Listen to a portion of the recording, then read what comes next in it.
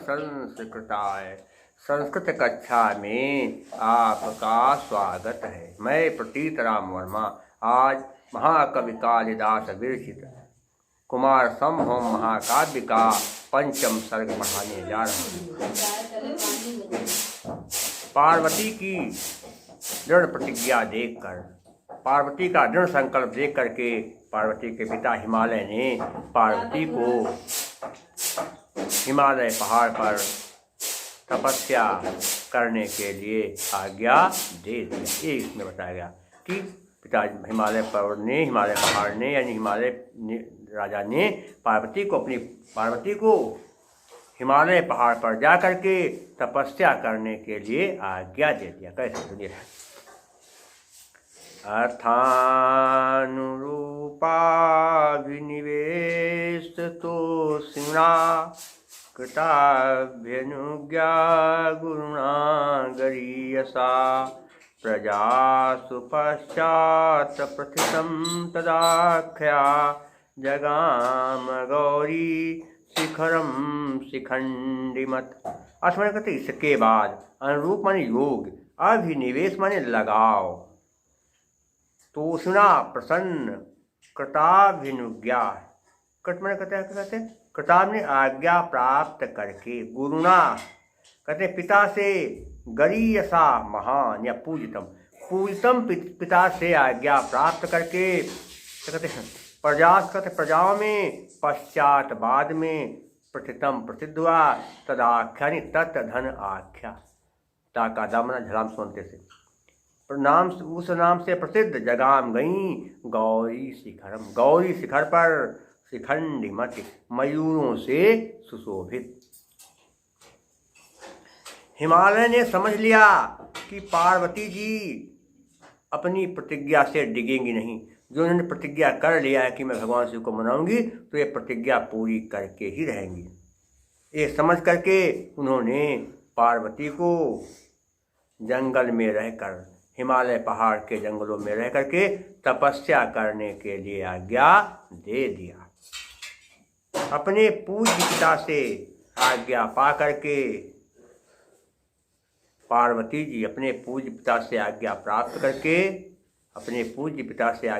करके पार्वती जी हिमालय की उस चोटी पर तपस्या करने के लिए पहुंच गईं जहां अनेक मोर रहा करते थे।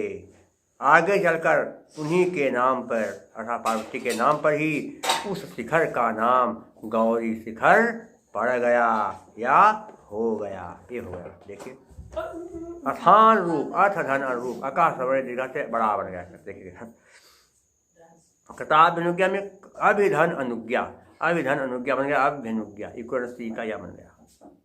तदाख्या में बता चुके झलाम सुनते का बन गया। और आगे देखिए समास अगर कहीं पर कहते हो तो क्या कहते हैं, आपको बता दें कैसे समास बनेंगे। क्या है गौरी शिखरम, शिखर कौन सा है? गौरी शिखर। शिखर की विशेषता क्या? गौरी है। तो गौरी तत् शिखरम क्या होगा? कर्मधारय समास हो जाएगा। और इसके अलावा कृत अभ्यनुज्ञा प्राप्त करके आज्ञा जिससे कृत अभ्यनुज्ञा एन सह, कृत अभ्यनुज्ञा एन सह क्या हो जाएगा? बहुब्रीहि समास बन गया। प्रत्यय देखेगा यहाँ पर क्या कहते क्या है? तोषणा में क्या है? ऋणी प्रत्यय है। और इसके अलावा कृता में कट और टाप दोनों प्रत्यय हैं। गौरी में अंगीस प्रत्यय है, क्योंकि जहाँ पर स्त्रीलिंग विसर्जन हो अंत में बड़ी की मात्रा हो, जहाँ पर स्त्रीलिंग विसर्जन हो अंत में बड़ी की मात्रा, वहाँ पर क्या होता है? अंगीस प्रत्यय। अंगीस प्रत्यय कहते हो गया। प्रजा में कहते होगा क्या होगा? कहते टाप प्रत्यय हो जाएगा।